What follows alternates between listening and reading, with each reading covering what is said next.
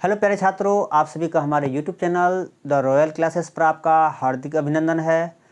आज हम लोग जो बात करेंगे वो होगा 11th क्लास के पहले चैप्टर सेट थ्योरी के बारे में। हम लोग सेट थ्योरी के बारे में बारीकी से समझने का पहले प्रयास करते हैं। पहले समझते हैं कि सेट क्या है, सेट किसको कहते हैं। सेट का मतलब होता है समुच्चय। अगर हम उसका हिंदी अर्थ देखें तो सेट का अर्थ होता है समुच्चय। समुच्चय का मतलब होता है एकत्रित करना। क्या करना? एक जगह करना, एकत्रित मतलब कलेक्ट करना।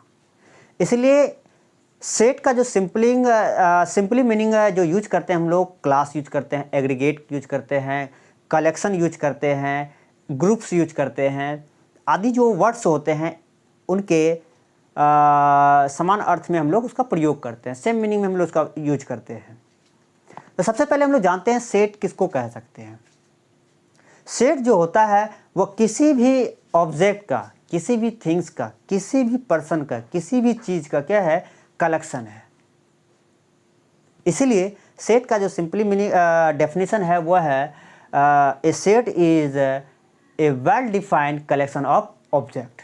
Well defined collection of object का मतलब ये होता है कि किसी भी ऑब्जेक्ट का जो कलेक्शन हो वह सुपरिभाषित हो, अर्थात वो किसी डेफिनेशन पर क्या है, मतलब मापदंड हो, मेजरमेंट हम कर सकें उसको। जैसे example, the collection of all students in A class 9। तो 9 क्लास के जितने भी स्टूडेंट्स हैं वो मेरा क्या है, सेट है। 10 क्लास का स्टूडेंट, 11th क्लास का स्टूडेंट, 12th क्लास का स्टूडेंट। इस प्रकार से ये जो स्टूडेंट का कलेक्शन है, जो क्लास है, वो सेट कहलाता है। जैसे collection of all teachers, collection of all cricketers, collection of all audience, ये सभी क्या है, सेट थ्योरी है, सेट है। तो सेट को जो है हम लोग अल्फ़ाबेट के अंग्रेजी का जो अल्फ़ाबेट्स हैं ए से लेकर जेड तक, जो कैपिटल अल्फ़ाबेट्स होंगे उनसे हम लोग क्या करते हैं, सेट को डिनोट करते हैं। तो मैंने लिखा है a set is a well defined collection of object. Set क्या है, well defined collection of object है। सेट को जनरली डिनोटेड जो करते हैं वो capital letter of alphabets A B C D से लेकर जेड तक। तो मैंने आपको कहा कि सेट का जो सिंपली मीनिंग जो यूज करते हैं हम लोग वो है कलेक्शन है, क्लास है, एग्रीगेट है, आदि अब जो वर्ड्स होते हैं हम उसकी जगह उपयोग करते हैं। तो आइए हम लोग नंबर के बारे में जानते हैं। तो सेट में जो है इनका प्रयोग काफ़ी होता है। तो हम यहाँ देखते हैं, पहला मैंने लिखा है कि n क्या है, the set of all natural number. w क्या है, the set of all whole number. z क्या है या i क्या है, the set of all integer number. अगर z के ऊपर प्लस लगा देते हैं, चाहे वो q हो चाहे वो r हो, तो इसका मतलब ये होता है पॉजिटिव इंटीजर नंबर। माइनस का मतलब होता है नेगेटिव इंटीजर नंबर। q का मतलब हो गया the set of all rational number. अगर यहाँ पे प्लस लगा देंगे तो क्या हो जाएगा, the set of all positive rational number.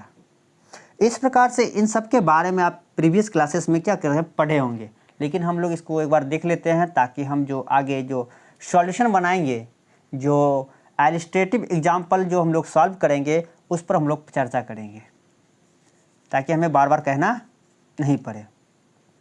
यहाँ पे एक चीज़ इस तरह क्या है, सी है the set of all complex number. Actually आप पढ़ चुके हैं कि नंबर जो होते हैं वो दो तरह के होते हैं, रियल नंबर और कॉम्प्लेक्स नंबर। तो यहाँ पर हमने क्या किया है, सभी का मैंने क्या क्या सेट लिखा है। जब अभी हम लोग n की बात करते हैं तो n का मतलब हो जाता है नेचुरल नंबर। और नेचुरल नंबर क्या होता है ये आपको अच्छे से पता है, बचपन से आप लोग पढ़ते आए होंगे इसके बारे में। तो नेचुरल जो नंबर होता है, हम लोग जब बोलते हैं तो हम लोग ऐसे जनरली क्या बोल देते हैं कि गिनती की संख्या जो काउंटिंग नंबर होते हैं वो नेचुरल नंबर कहलाते हैं। तो गिनती हम लोग 1 से शुरू करते हैं और इन्फिनिटी तक चले जाते हैं, अनंत तक चले जाते हैं।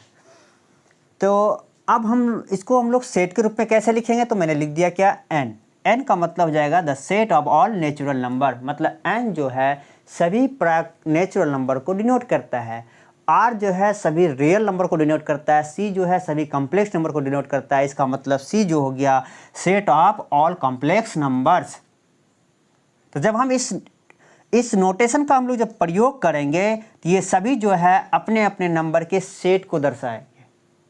सभी नंबर, 1 2 नहीं, नेचुरल में 1 2 3 4 5 नहीं, 1 से लेकर इन्फिनिट तक, ऑल नेचुरल नंबर्स। ठीक है, तो सेट में बहुत सारे एग्जाम्पल हैं, आप आसपास की चीज़ों को आप देख सकते हैं, वहाँ भी आपको सेट के बहुत सारे उदाहरण मिल जाएंगे। मैंने आपको क्या कहा कि सेट का जो सिंपली मीनिंग हम लोग यूज करते हैं, सेट का जो हम लोग जो सिंपल मीनिंग है, सिंपल मीनिंग जो है वो है क्या, क्लास है। क्लास मतलब भी सेट होता है, कलेक्शन का मतलब भी क्या होता है, सेट होता है ना। एग्रीगेट का भी मतलब सेट होता है।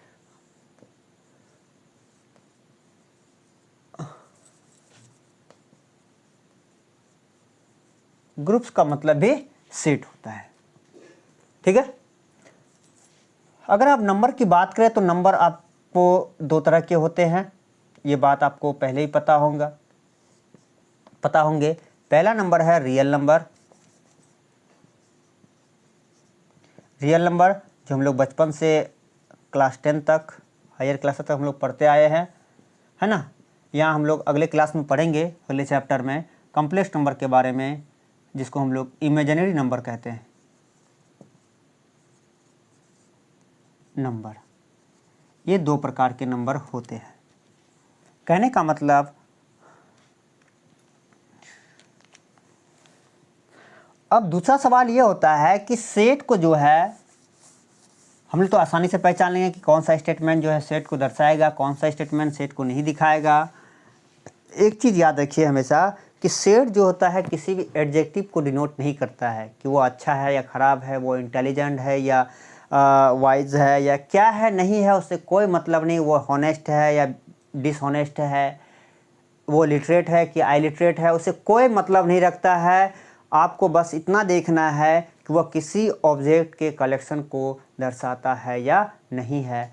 अगर आपको किसी वर्ड्स का सेट लिखने के लिए कहा गया है तो याद रखिए कि उस वर्ड में अगर एक ही लेटर रिपीट करता है तो उसको एक ही बार लिखा जाता है।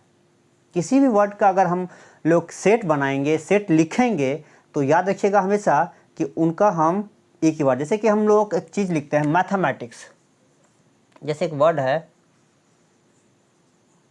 मैथमेटिक्स, ठीक है, यहाँ एक मैथमेटिक्स वर्ड है लिखा हुआ। अब ये कहा कि इसको सेट के रूप में लिखना है, ठीक है। लेट, हमने मान लिया कि सेट ए है, क्या है, सेट क्या है, ए है। आइए सेट लिखते हैं। याद रखिए सेट जब भी लिखते हैं तो वहाँ पे मिडल ब्रैकेट का प्रयोग किया जाता है हमेशा। एम एक ही बार लिखना है, एम एक्चुअली यहाँ पर कई बार आया है, 2 बार आया है। फिर ए है, ए को एक बार लिखना है, ए यहाँ है, यहाँ भी ए है। फिर टी है, टी को एक बार लिखना है, एच है, फिर ई है, उसके बाद आई है, उसके बाद सी है, उसके बाद एस है। जितने भी यहाँ पे लेटर आए हुए हैं मैथमेटिक्स में, ठीक है, इस मैथमेटिक्स में जितने भी वर्ड्स आए हुए हैं, जितने भी लेटर्स आए हुए हैं, जितने भी लेटर्स आए हुए हैं, उन लेटर्स में एक लेटर को एक ही बार लिखेंगे, चाहे वो कितनों बार क्यों ना आया हो उसमें, ठीक है। ये मैथमेटिक्स का मेरा क्या हो गया, सेट हो गया, ठीक है। इसी प्रकार अगर हम मान लेते हैं, एग्जाम्पल ऐसे ही ले लेते हैं, लेटर का, अगर हमको लेटर वर्ड्स का क्या लिखना है, सेट लिखना है, तो क्या लिखेंगे, लेट, मान लीजिए इसको एक सेट है ना। एल को एक बार लिखना है, ई को एक बार लिखना है, टी को एक बार लिखना है और आर को लिखना है। इस प्रकार से मेरा क्या बन गया, एक सेट बन गया।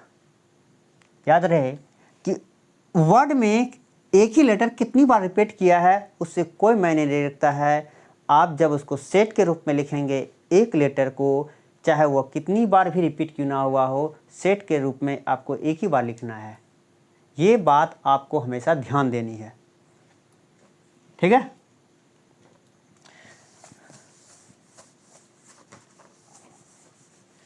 दूसरी बात क्या है कि सेट को हम लोग कैसे रिप्रेजेंट करते हैं।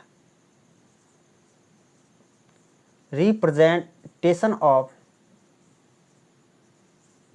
सेट्स, किसी भी सेट को हम लोग किस प्रकार से रिप्रेजेंट करते हैं। There are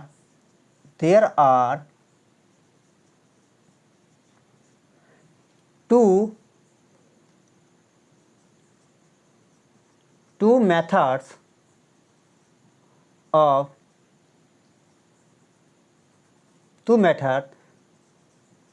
that represents of the given set। जो भी सेट दिया गया है उस सेट को हम दो तरीका से क्या कर सकते हैं, रिप्रेजेंट कर सकते हैं। सबसे पहला है रोस्टर फॉर्म। रोस्टर फॉर्म का दूसरा नाम है टेबुलर फॉर्म। दूसरा है सेट बिल्डर फॉर्म। ये दो तरीका है किसी भी सेट को डिस्क्राइब करने के लिए। ठीक है, अगर आपको किसी भी सेट का डिस्क्रिप्शन करना है, उसका वर्णन करना है, उसकी व्याख्या करनी है, अगर है ना, उसको एक्सप्लेन करना है, तो आपके पास दो मेथड हैं। वह है एक रोस्टर फॉर्म जिसको हम लोग टेबुलर फॉर्म भी बोलते हैं, और दूसरा मेथड है सेट बिल्डर फॉर्म। आप दोनों मेथड में एक चीज़ देख लीजिए क्या, कि ये जो फॉर्म होते हैं वह नंबरिकली जो होता है कोमा के द्वारा क्या होता है, सेपरेटेड होता है। मिडिल ब्रैकेट के अंदर कोमा के द्वारा सभी संख्या जो होती है, जो नंबर्स होते हैं वो सेपरेटेड होते हैं। और सेट बिल्डर फॉर्म जो होते हैं वो एक स्टैंडर्ड फॉर्म के रूप में क्या होता है, डिफाइन होते हैं, मतलब एलिमेंट के रूप में। यहाँ पर एक बात हम आपको बताने भूल गए, क्या, late if A is an element of set A, क्योंकि इन दोनों को जानने से पहले हमें क्या जानना होगा, किसी सेट के एलिमेंट के बारे में जानना होगा, मेंबर्स के बारे में जानना होगा, उनके मेंबर्स के बारे में जानना होगा। ठीक है, late if A is an element of set A, then we say that, या we can say that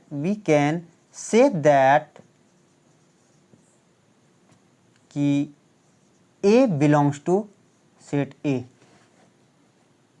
that ये जो एलिमेंट है A जो वैल्यू है वो किस सेट से बिलोंग कर रहा है, A से। इसको हम लोग एज रीड कर सकते हैं, A belongs to set A। ये इसको रीड करने का क्या है, तरीका है।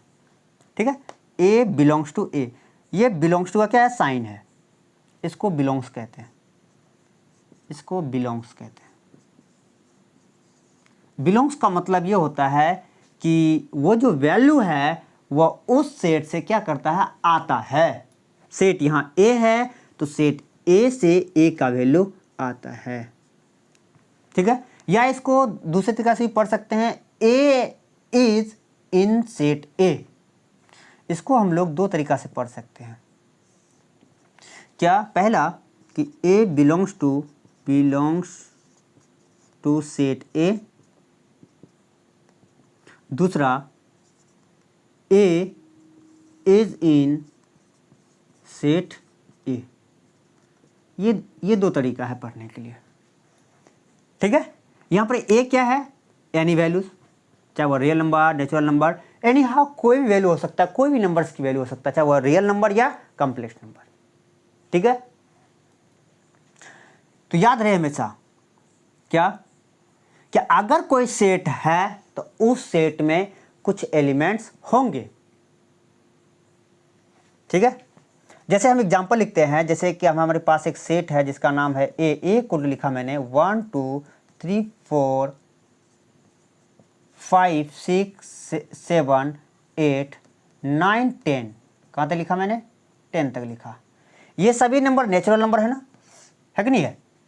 और ये जो प्रत्येक नंबर जो दिखाई दे रहा है आपको, ये सभी क्या है? सेट ए का क्या है? एलिमेंट है। इसको मेंबर्स कहते हैं। क्या कहते हैं इसको? मेंबर्स कहते हैं। किसका member? Members of set A. Set ए का मेंबर्स है, मतलब ये सभी जो है इसका क्या है? अपना परिवार से, उसके परिवार के क्या है? सदस्य हैं। ठीक है।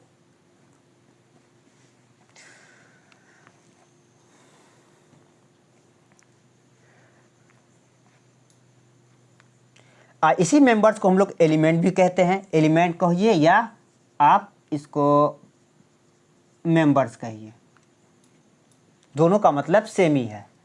अगर कोई एलिमेंट या कोई मेंबर्स किसी सेट से नहीं आता है, जैसे हमने देखा कि सेट में 10 तक है और यहाँ पर 11 नहीं है, 12 नहीं है, जिसका मतलब है कि 11 12 जो है इस सेट के अंतर्गत नहीं आता है, तो हम लोग लिख सकते हैं कि 11 या 12 not belongs to set A. ये जो नंबर है इस सेट में नहीं है, मतलब एलिमेंट जो है उसमें नहीं है। तो नॉट के लिए हम लोग क्या करते हैं? यहाँ पर कट कर देते हैं।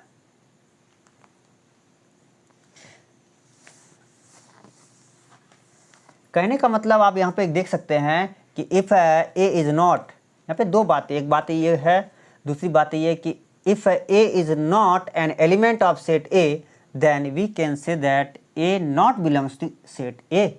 मत सेम टू सेम वही लिखेंगे, यहाँ पर क्या करेंगे? केवल कट कर देंगे और यहाँ बिलोंग्स टू की जगह क्या लिखेंगे? A not belongs to set A. इसको बिलोंग्स का साइन कहते हैं। अगर इसको कट कर देंगे तो नॉट बिलोंग्स टू, मतलब ऐसे।